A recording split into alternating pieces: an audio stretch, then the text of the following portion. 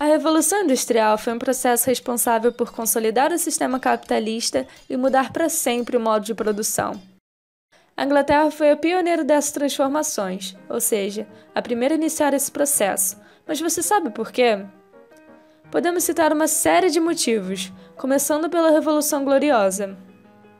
Como resultado dela, o sistema de governo inglês foi transformado em uma monarquia parlamentar constitucional, fazendo com que o poder deixasse de ser absolutamente do rei. Acontece que os parlamentares eram em sua maioria burgueses, e é claro que mexeram alguns pauzinhos para favorecer seus próprios negócios. Assim, eles desenvolveram uma economia mais independente e medidas mais liberais, sempre tendo em mente o crescimento da burguesia. Outra causa principal foi o Ato de Navegação. Essa lei, criada no século XVII, decretava à Inglaterra e suas colônias que todas as mercadorias de importação e exportação deveriam ser transportadas por embarcações inglesas. O objetivo do Ato de Navegação era enfraquecer a concorrência e permitir que a Inglaterra controlasse as rotas comerciais e marítimas do mundo. A posição geográfica dela também foi extremamente importante para esse feito. Já que era uma ilha, tinha um acesso melhor às potências europeias, em uma época que o transporte por terra era muito caro e demorado. Ela também tinha em si muitos rios navegáveis, facilitando o escoamento de sua produção para o mercado interno. Logo, essas medidas fizeram com que a Inglaterra acumulasse muito capital e a burguesia enriquecesse mais ainda. Todo esse capital acumulado foi muito importante, pois a partir dele que a burguesia pôde investir em pesquisas para desenvolver a criação das máquinas, e assim aperfeiçoar o processo de produção e financiar a construção das indústrias têxteis. Além disso, teve a Lei dos Cercamentos. Essa lei resultou na transformação de terras comuns em propriedades que serviram para o pastoreio de ovelhas e a implantação de técnicas mais modernas de agricultura. A partir dessas melhorias, eles aumentaram a produção e assim houve um crescimento populacional gigantesco. Acontece que essas terras eram ocupadas por camponeses, que tinham relações de trabalho ainda feudais, e com a lei dos cercamentos eles foram simplesmente expulsos do campo, tendo assim que migrar para as cidades em busca de sobrevivência. Com essa migração em massa dos camponeses para a cidade, o que é chamado de êxodo rural, havia mão de obra abundante e barata para as indústrias. Já que todo mundo estava desesperado por um emprego, acabavam se submetendo a péssimas condições de trabalho, com cargas horárias de até 16 horas, incluindo explorações a crianças e mulheres. E lembra que as terras deles deram origem a pastos de ovelhas? Isso visava a produção de lã, a matéria-prima essencial para a grande atividade econômica da época, a indústria têxtil. A enorme quantidade de reservas de carvão e ferro na Inglaterra também foram fundamentais, porque serviram de base para a indústria do período, ainda posteriormente sendo utilizada nas locomotivas.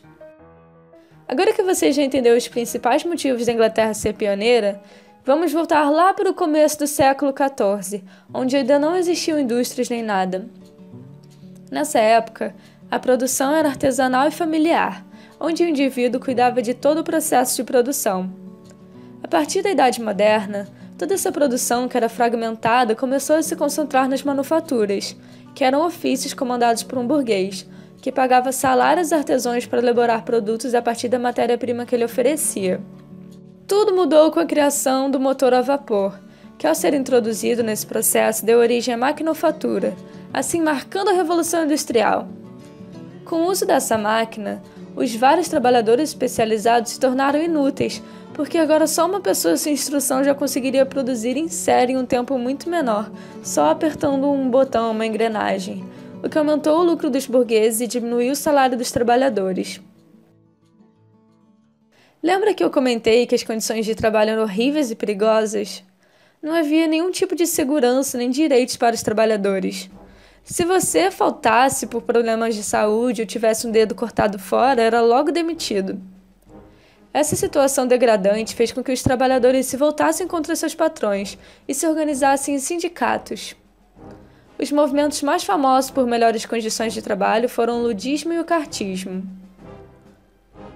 O ludismo deriva do Ned Ludd, supostamente um cara muito doido que quebrou as máquinas de seu patrão em um protesto contra o uso delas. Assim, vários trabalhadores se inspiraram e começaram a quebrar as máquinas das indústrias, alegando que elas estavam roubando os empregos dos humanos e contribuindo para a redução dos salários. Claro que isso não adiantou nada e o governo reprimiu fortemente os ludistas, punindo até a morte. O movimento cartista, por sua vez, lutava por direitos trabalhistas e políticos para a classe de trabalhadores da Inglaterra. Ele se originou pela Carta do Povo, um documento que fazia várias reivindicações políticas e trabalhistas. Eles pressionaram os patrões por meio de greve, e essas mobilizações até resultaram em algumas melhorias ao longo do século. Então, quais foram os resultados da Revolução Industrial?